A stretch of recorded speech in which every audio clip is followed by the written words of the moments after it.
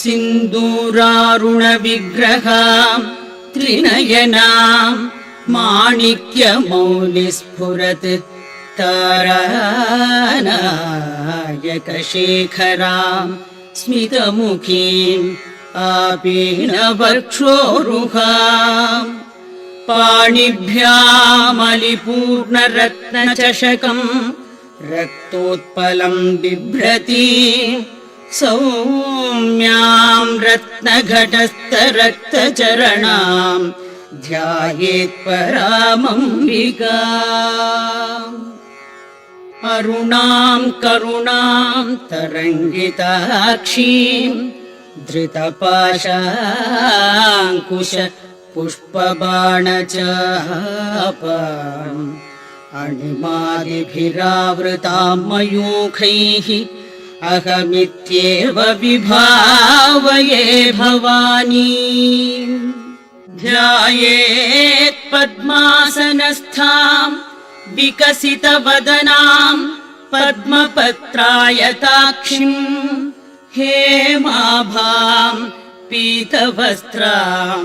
करकलितलसद्देम पद्माम्बराङ्गीं सर्वालङ्कारयुक्तां सततमभयदां भक्तनम्रां भवानीं श्रीविद्यां शान्तमूर्तिं सकलसुरनुतां सर्वसम्पत्प्रदात्रीम् सकुङ्कुमविलेपनामलिकचुम्बिकस्तूरिकां समन्दहसितेक्षणां सचरशापपाशाङ्कुशाम् अशेषजनमोहिनीम् अरुणमाल्यभूषाम्बरां जपाकुसुमभासुरां जपविधौ स्मरेदम्बिकाम्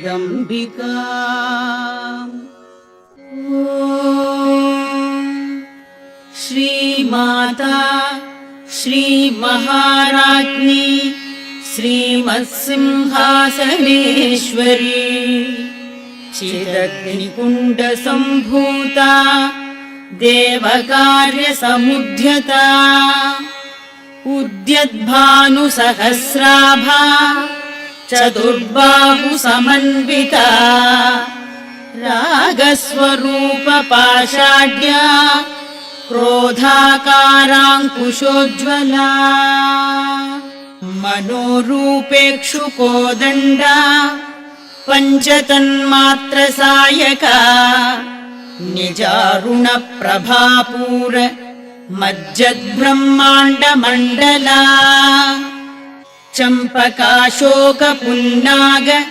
सौगन्धिकलसत्कचा कुरुविन्दमणिश्रेणी कनत्कोटीरमण्डिता अष्टमी चन्द्रविभ्राजधनिकस्थलशोभिता मुखचन्द्रकलङ्काभ मृगनाभिविशेषका वदनस्मरमाङ्गल्य गृहतोरणचिल्लिका वक्त्रलक्ष्मी परिवाह चलन्मीनाभलोचना नवचम्पकपुष्पाभ नासादण्डविराजिता ताराकान्तितिरस्कारी नासाभरणभासुरा कदम्बमञ्जरीक्लुप्त कर्णपूरमनोहरा ताटङ्गयुगलीभूत तपनोडुपमण्डला पद्मरागशिलादर्श परिभाविकपोलभूः नवविद्रुमबिम्बश्री न्यक्कारिरदनच्छदा शुद्धविद्याङ्कुराकार